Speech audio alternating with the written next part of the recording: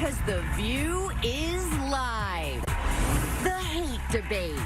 Facebook bans controversial figures like Alex Jones and Louis Farrakhan for hate speech. Could this make them more powerful and put your free speech in jeopardy?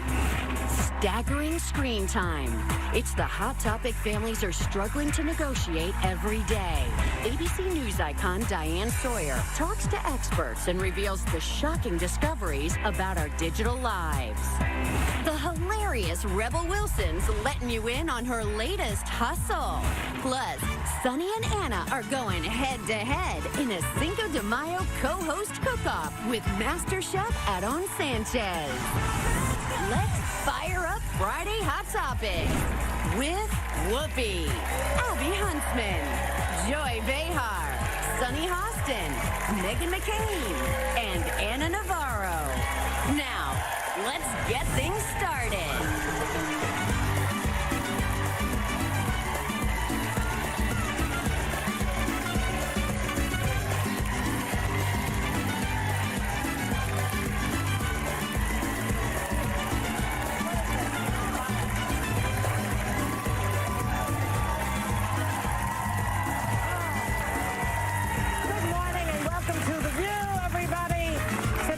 Cinco de Mayo, I take it. It smells so good here. Really? I start watering from the...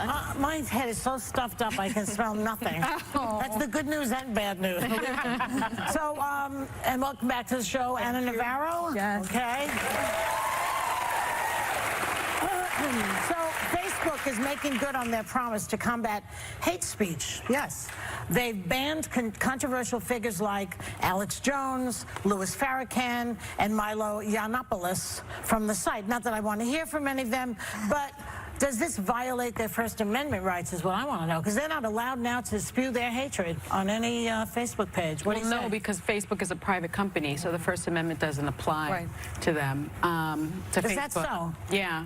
Oh. Yeah, that's so you can government say whatever action. you want. Yeah, and you can have massacres, shown live.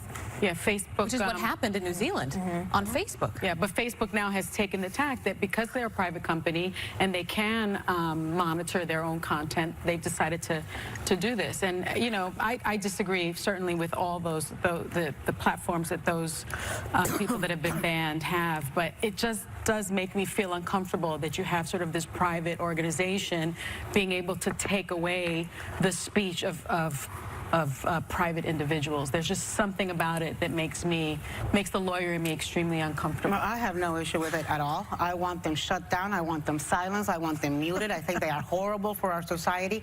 And look, the First Amendment argument is very powerful, and it is something that's so unique to America. But it's not unlimited. It's not unrestricted. You know, in law school, you all learn about the screaming fire in a crowded theater. Right. If it's something that endangers people, if it's something that's going to end up hurting people, there are restrictions that can be imposed. I think the hate speech, I think we are seeing how much hateful rhetoric is triggering crazy people to do horrible things, and we need to figure out how to stop it. At the end of the day, this is going to get litigated in court. Somebody's going to challenge this, I think so. and the courts are going to decide. Don't you feel it's a slippery slope at all, though? I mean, you could say, like, Ilhan Omar can't be on there now. The left won't like that. Yeah. No, but you know what? Like, so we live in the freest country in the world. I love that about America, and I know that because I've spent a lot of years living in places where they don't have that, like China. But I think social media is it scares me almost more than anything about the future of society, the future of this country. That is one of the things that keeps me up at night with kids, because we didn't grow up with this. And it's not just inspiring attacks. It is bullying. It's isolating. It's making it so we don't have that human connection like we always have.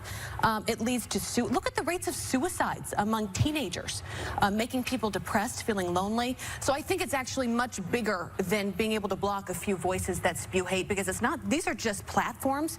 Go on any of our mentions for 2 minutes, and there's the same amount of hate coming from everywhere. Well, but the problem is, if you look, the problem with it is, if you look at the stats, about 68%, I think, of adults say that they at least occasionally get their news on social media. 67% of Facebook users get their news on Facebook.